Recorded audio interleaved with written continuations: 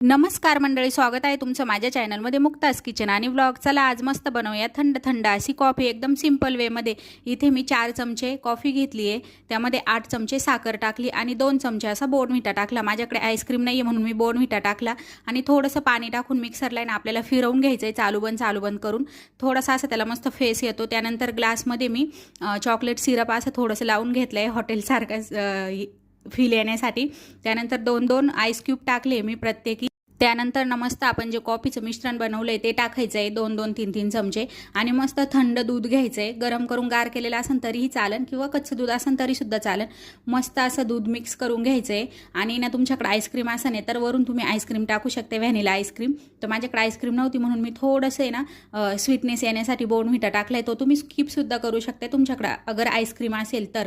आणि मस्त थंडगार कॉफीची मजा घ्यायची. कशी वाटली रेसिपी नक्की सांगा आणि चॅनलला लाईक, शेअर, सबस्क्राईब करा.